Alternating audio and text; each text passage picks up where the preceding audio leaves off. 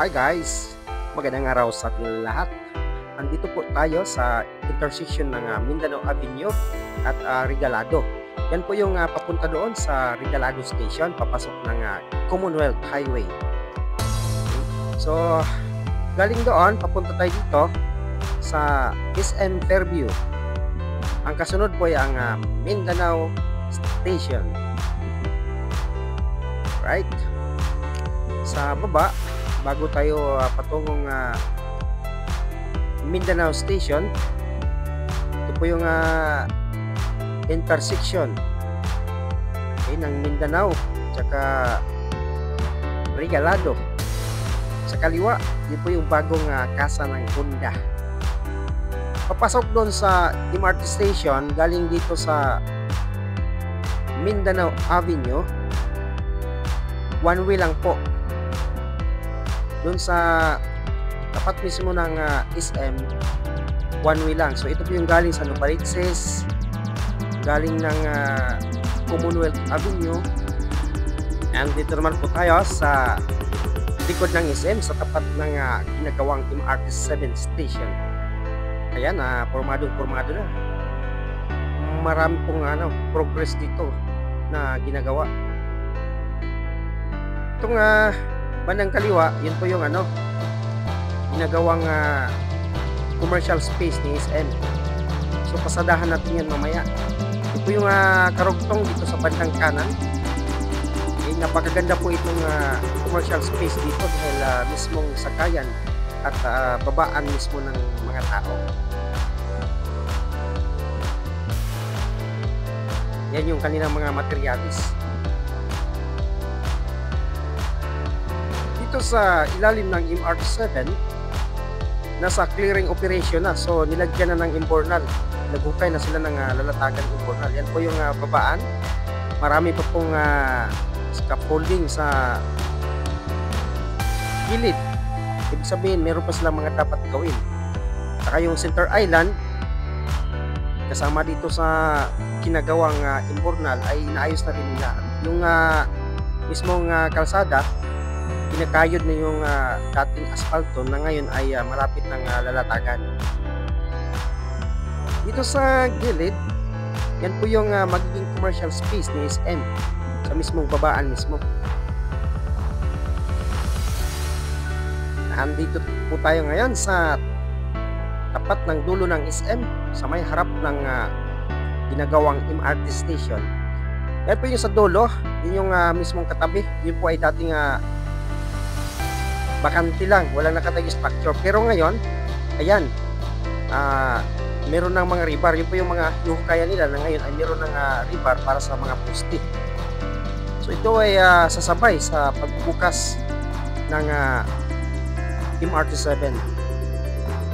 Sana hindi na matagalan pa at napaka-excited na yung mga taga rito area. Ito naman po yung harap ng Quirino Station. Napakalaki na po ang progress. Malapit na rin po makabitan ng bubong. Siguro pagkatapos ng mga ginagawa nila sa baba at kumpleto na po ang mga heavy na beams para sa flooring. Ito po yung pinakadulo sa may poste ng Meralco. Ito po yung extension para sa walkways. Ayan, medyo banayad na po yung takbo ng mga sasakyan. Dito sa ilalim, sa bandang gitna, sa taas, nagkakabit na po sila ng decking metal sheets para sa flooring.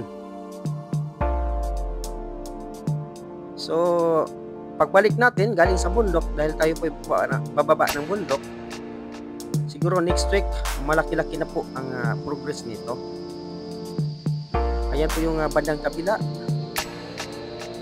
Naka-prepare na rin po yung rampways tsaka walkways. So napakadaming commercial space po dito guys. Dito po tayo sa pinakadulo ng Quirino Station sa tapat ng Mercury Drugs. Yan po yung hagdanan. May paakyat. Plain na hagdanan lang po yan dahil nasa gitna po yung kanyang escalator at saka elevator. Yan, maayos na po yung flooring dito banda area. Naka-prepare pa rin po yung mga malalaking equipment sa gitna. Kaya pag huminto itong bus, ayan, hindi pwedeng mag-overtake yung kasunod. Dahil meron pang heavy equipment na nakabalandra sa gitna mismo.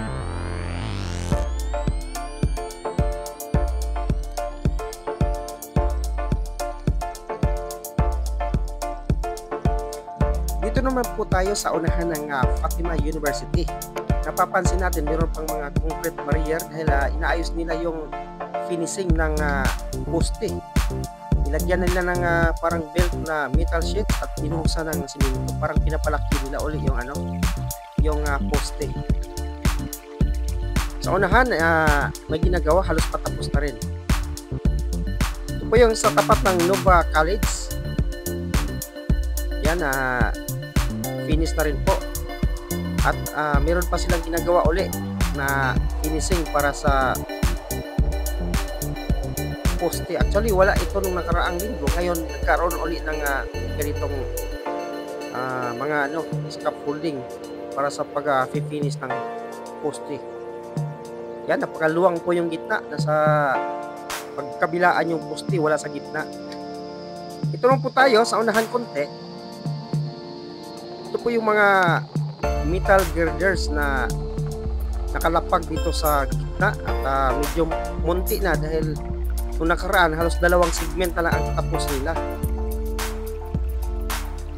Doon po dumaan yung station sa may mismong gubat sa loob ng Lamesa Dam dahil masyadong makurba itong area na ito, guys. Hindi kakayanin kung liko-liko is. Andito po tayo ngayon sa pinakabungad ng MRT7 depot. Sa unahan makikita natin yung mga train na naka-stack na, naka-parada na, at meron silang mga ginagawa doon. May train na nag-aangat ng mga materialis. Ito, napakahaba itong traffic na ito dahil may ginagawa sila sa unahan siguro. Andito po tayo ngayon sa ilalim ng Sacred Heart Station. Medyo malaki-laki na rin po ang progress nila ito. Naka-prepare na yung mga haligi, mga metal beams, okay na. Yung walkways na lang nandun sa bandang kabila. Kita na yung mga rebars, pupurmahan na lang din, paakit na rin po. Yung mga forma din sa kanan, nangabaklas na nila. So yung bubong na lang, tsaka flooring pagkatapos niyan, pag naiangat na yung mga beams. Medyo mahaba-haba po ang traffic dito. Kanina pa ito. Ayan, sa unahan uli. Sa may gitna ng depot. Sa may overpass. Dahil andun yung mga release sa ilalim. Mga empleyado, mga workers, diyan tumatawid. Medyo mahaba talaga. Ito po yung dalawang segment na ginagawa na kung saan yung isang natira ay nag-umpisa na silang magkakabit ng metal girder. Yun po yung nakaraan, tapos na. Flooring na lang din po ang kulang at malapit-lapit na po doon sa unang konti. Umpisa na yung flooring. So nagkaroon nga ng closure sa kabilang bahagi ng kalsada, kaya counterflow, one way yung nangyari dito. Bago makalusot yung kabila, stop mo na yung kabila. So hindi siya two-way. Sa kanan, yun po yung dulo ng depot na ginagawa. Malalim po pala yan. Napakalaking building. Sa unahan konti, ayan po yung dalawang segment na mayroon ng inumpisahan. Isang metal girder mahaba. Tsaka nakaprepare po yung mga yung crane na mag-aangat ng mga heavy materials. So one way lang. Yung dito sa bandang kabila, motor lang ang pwedeng dumaan. Ito po tayo sa pangarap. Ayan, hindi pa rin po naiangat yung dalawang segment ng girder. Pero sa unahan, meron ng meron ng flooring sa harap ng St. Vincent Xavier College. Ayan, halos tapos na yung flooring doon.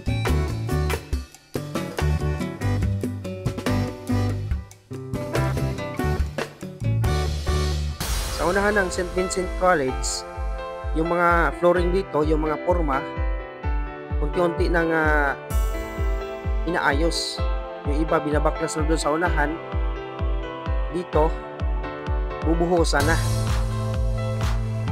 Papunta po yan doon sa North Caloocan Doctors Hospital. So mahaba-haba na rin po yung kanilang napurmahan.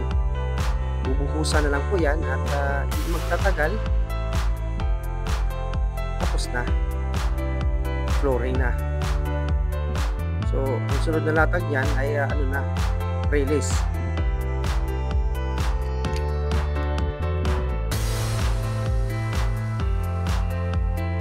Ito po yung isang poste na naiwan dito banda sa pinakadulo ng may mga girder na. Ito po yung napakalaking poste na nagpo-post talaga ng matinding traffic. Ang good news, malaki na po ang kanyang progress dahil nandyan na po yung forma para sa pagkakabit ng mga rebars sa gagawing pierhead. Ayan. Daanan na sa unahan mga sitwasyon dun sa kanan dahil medyo masikip po talaga yung bahagi na kalsada.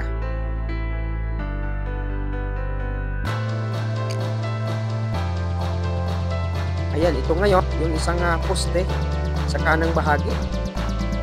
Ito po, napakasikip po talaga yung kalsada rito. So kailangan talaga ng widening. Ito po, dati mayroon na tong isang girder. Ngayon ay nadagdagan. Naging dalawa na. At dito po sa harap natin, ito po yung dalawang poste na kung saan yung isa sa unahan mayroon ng forma. Bubuhusan na lang din po yan. At itong isa, mayroong hukay sa gilid ng poste na pagkalalim-lalim. Yun po yung ginagawa nila ngayon. Siguro, pag nabasan yan, ng kungto, katulad dun sa dinaanan natin, lalagyan na rin po na yan scaffolding para sa pagkakat ng pierhead. Okay, so yan, traffic po talaga dito, sobrang sikip. Ito po yung ginagawang poste ay yung gilid-gilid nila na may hukay. Yan, may mga equipment sa gitna. Itong isa malapit-lapit na dahil puso lang din ang kulang nito. Forma na yung kanyang forma para sa pagsus ng konkreto. Ito na lang dahil sa unahan meron ng mga gird sa harap ng so ito po yon. Yung isa meron ng mga rebars na naka-ready na at meron na rin pa. Tapat po tayo ng SM Sedmore. May murder na rin. Nadugtong-dugtong so dire-diretso na yung pagkabit ng para sa yan sa harap ng Pure Gold at SIS. So na, pero medyo masikip talaga yung dance. Kailangan talaga dito ng road widening dito sa bandang kanan. Tingnan natin yung pinanggalingan natin. Isang bus lang talaga ang halos tumigil ito. Tulad yan, hindi po pwedeng umibertik yung kasunod. So itong post nito, matatanggal ito.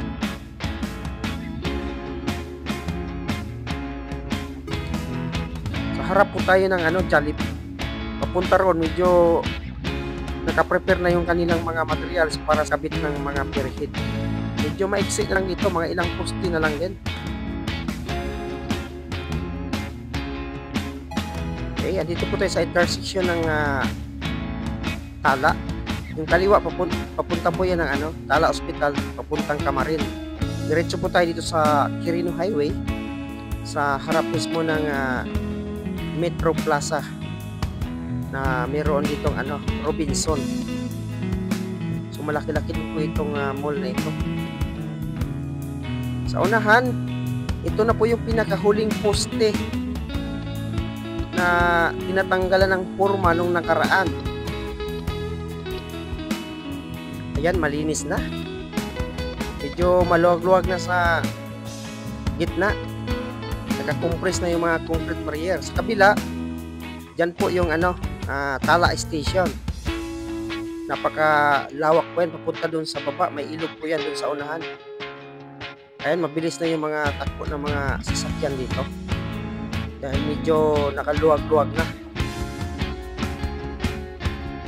Malaki po ang progress na dito. Abangan na lang natin yung mga karugtong pag nag-umpisa na namang magbukay ng poste kung saan idaan. Dahil napaka kurba-kurba po doon sa unahan. Silipin natin yung kurba sa unahan kung gaano ka kurba. Yan, doon po tayo galing sa pinakahuling poste. Sobrang kurba-kurba po talaga yung daan dito. Kung may dalawang is na magkadugtong, papunta ron sa tulay na po yan. Di po tayo sa malapit sa tulay. Doon po tayo nanggaling sa kurba. Dalawang kurba. Maaring dito sa unahan ikabit yung mga o itayo yung mga poste. Dahil sa harapan natin, ayan po yung boundary. Yun po yung tulay ng kinaroonan natin sa North Caloocan sa unahan pagtawid. San Jose del Monte City na po yan. Dito sa kabila yung mga poste ng Meralco. Baka doon sa bandang kanan yung mga poste naman ng MRT7. So antabayanan natin. Pero dapat mag-partial opening muna bago ito maumpisahan. Dahil para kahit paano hindi gaano maabala yung mga commuters. Maluwang po ang daanan dito. Yan, doon po tayo galing sa tulay, paakyat, may mga bagong establishment na tulad ng Jollibee, Burger King. Sa unahan, merong bagong Walter Mart. Sa unahan pa, merong Toyota, kasa ng Toyota. Itong bandang kanan ay ang Colinas Verde. Yun po yung sa Ayala Land. Napakalawak po ito guys, high-end na mga subdivision. Pag sinabing Ayala, napakaganda ang location. Siyempre, napakaganda din ang presyo. Dito po tayo ngayon sa tapat ng Sabano Park. Yun po yung McDo. Sa gitna, sa unahan, ayun po yung Sabano Hotel. Okay. Sabano Park. Dito po dadaan yung mga poste ng MRT7. At doon, sa unahan, sa party pa rin ng Ayala, doon diretso sa may kurba. Okay, sa may kakahuyan ang magiging Station 14 sa San Jose del Monte City. Lapitan natin yung kakahuyan doon dahil hindi pa natin nasilip yun anong itsura dahil maraming kahoy. So napakalawak pa rin po area dito. Doon po tayo galing sa Sabano Park. Ito po yung malapit-lapit na sa SM. Pagka kanan ng kurba, yan po yung SM na. So ito po yung gubat. Dito po itatayo. Possible itatayo yung MRT7 station San Jose del Monte. Doon po galing. So makita na yung kurba. Didiretso na po yan dito sa may baba. Mga ilang floor yan dito pababa. Sugubat pa sa ngayon pero pagdating ng araw maano na to, malago na dahil sa kita tayong infrastructure. Yan, napakadaming ano pa, parang nasa gubat talaga. Doon may nakita rin kalsada, ito yung dinivelop ng Ayala. Alright guys, andito na po tayo sa SM San Jose del Monte. Napakalawak po ang SM dito, maganda. Medyo bago-bago pa itong SM dito dahil na subaybayan ko po ito. Okay, sa dulo, pinakadulo, doon po ito tayo yung Station 410 ng MRT7. Okay guys, hanggang dito lang po muna tayo at maraming salamat sa panood at pag-like, pag-share at sa mga baguhan sa pag-subscribe sa ating channel. So, maraming salamat, keep safe and God bless.